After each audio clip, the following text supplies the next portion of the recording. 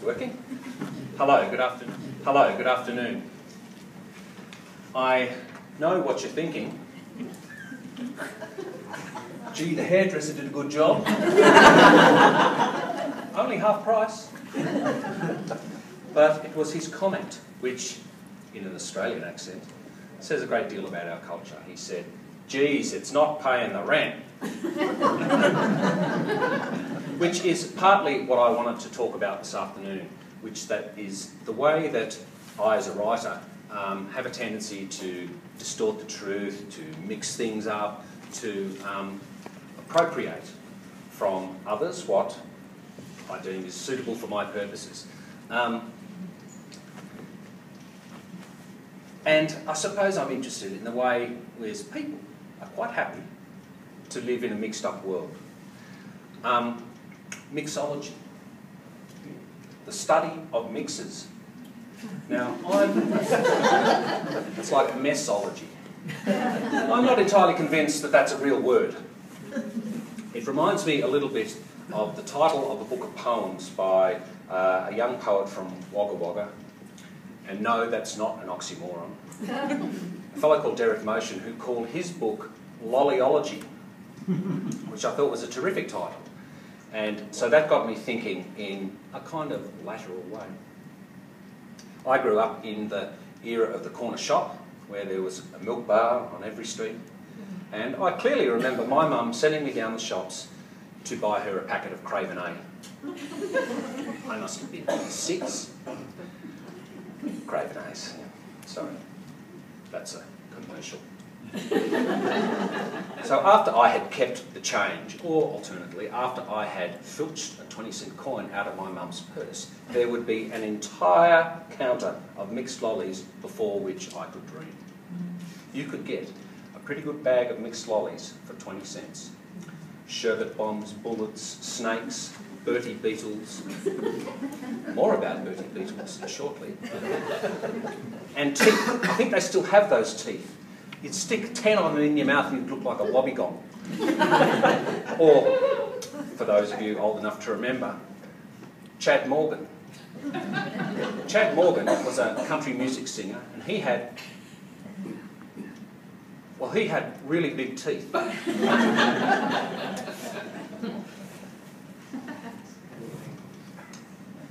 But apart from the 20-cent pieces we filched from Mum's purse, we also had a scam.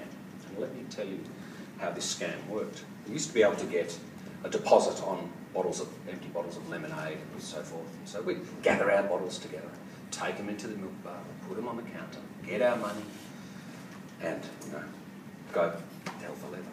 I'll have one of there, one of there, no, 2 of there. And we must have driven him spare. And in retrospect, the milk bar owner, hurry up, kid, was the spitting image of David Malouf.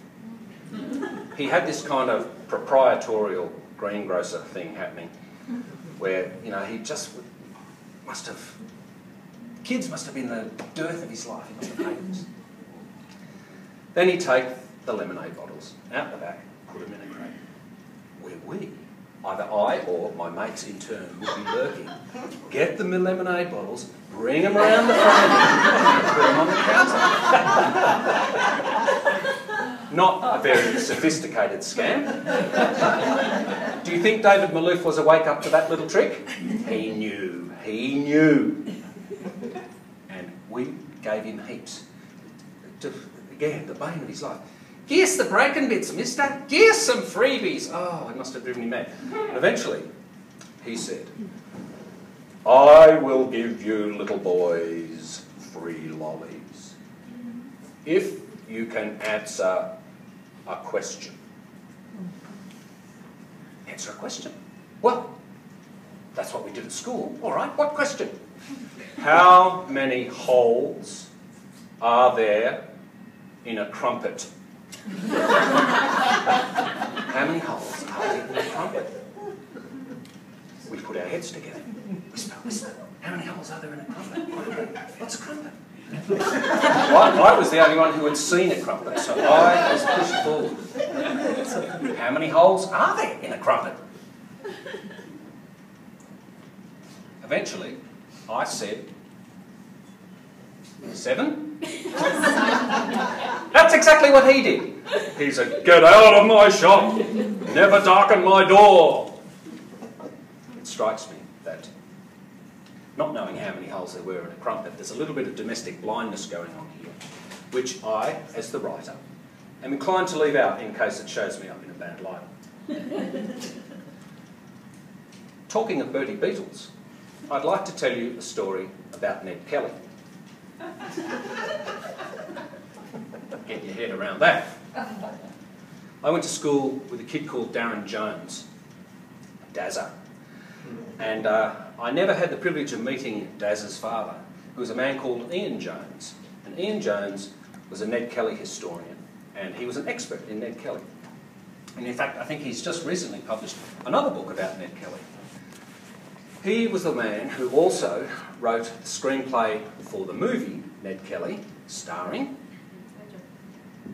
Mick Jagger. And his souvenir from the movie was the armour that Mick Jagger wore. So we'd go around to Dazza's place and he'd open up the door and there would be this amazing armour just sitting there in a cupboard in the gloom. So, of course, we just tried it on, put it on. It was apparently only a quarter of the weight of the original Ned Kelly armour, but it was as heavy as blazes, and it was all we could do to stand up. So one day, we put it on and went down to the milk bar. we were driving, so we really should have known better.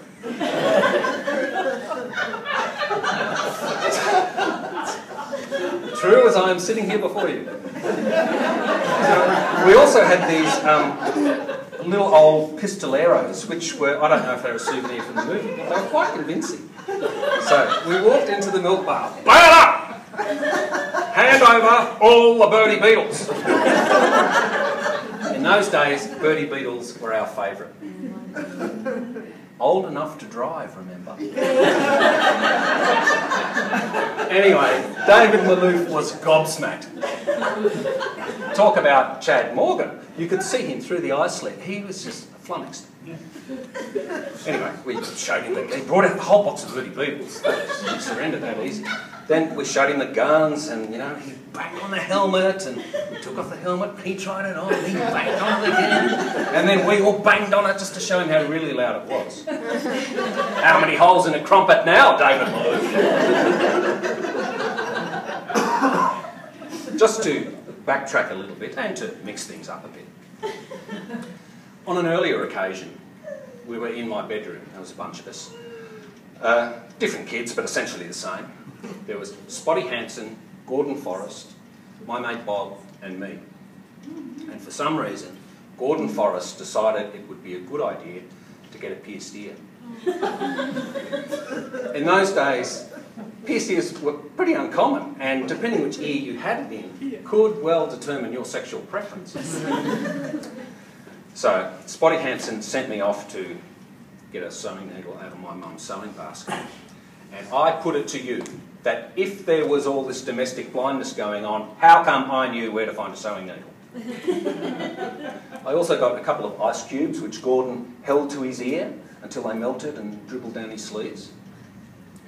And Spotty Hansen cooked up the needle in his cigarette lighter until it went all black and carbonised.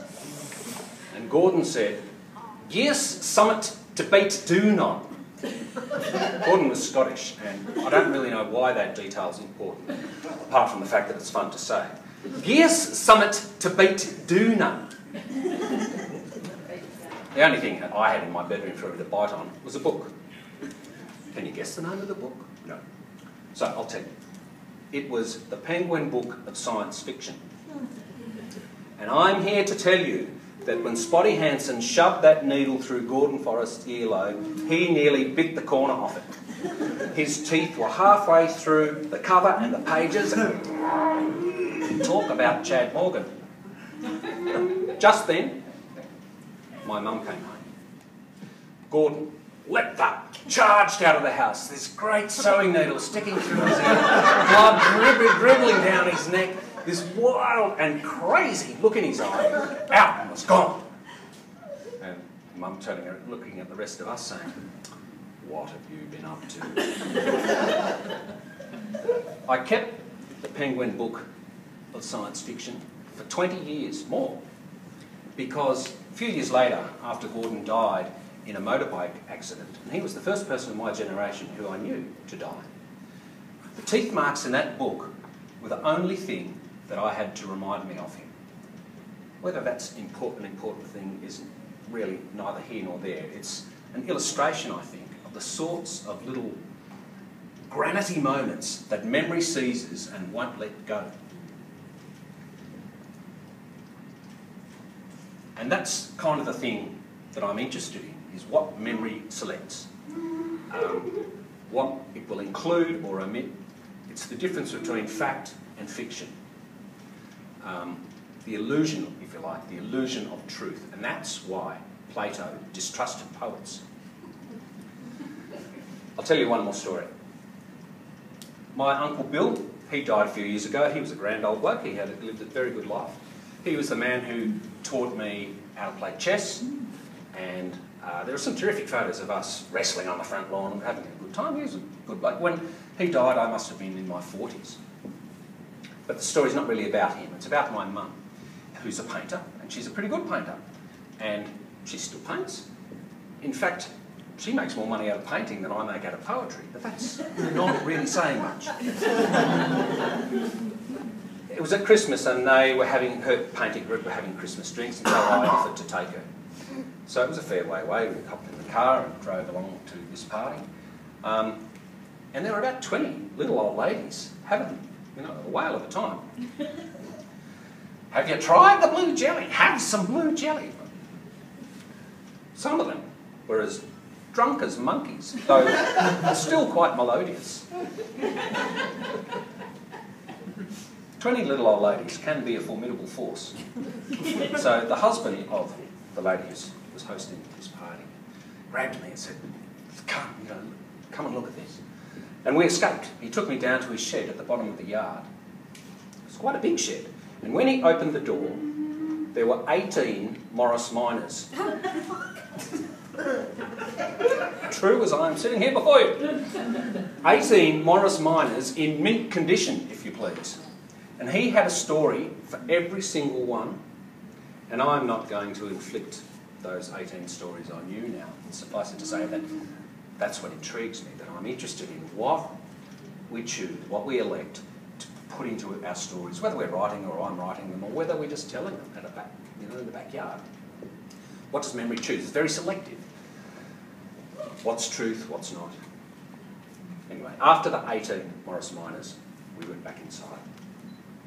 "Have you tried the blue jelly? Have some blue jelly." "All right, give me some blue jelly." And the blue jelly wasn't bad.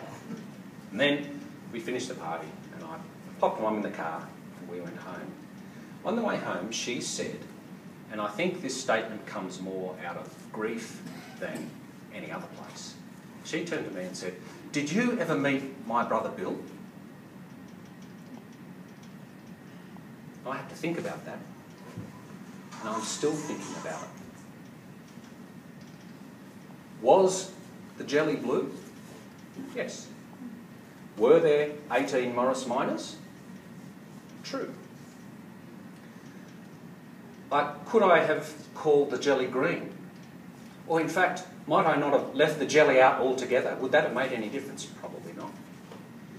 But there wasn't just one milk bar as I've made it sound. There were probably more like 10 different milk bars. Was Gordon Forrest his real name? What is truth? And is the truth alone necessarily convincing? If not, it otherwise seems to me that we just live in a court of law. These are the facts, Your Honour. And it kind of discounts a lot of other more interesting material. Embellishment, I suppose, is a better word for it. Something which my wife believes I'm very good at, and by which I mean which I take to mean that she thinks lying.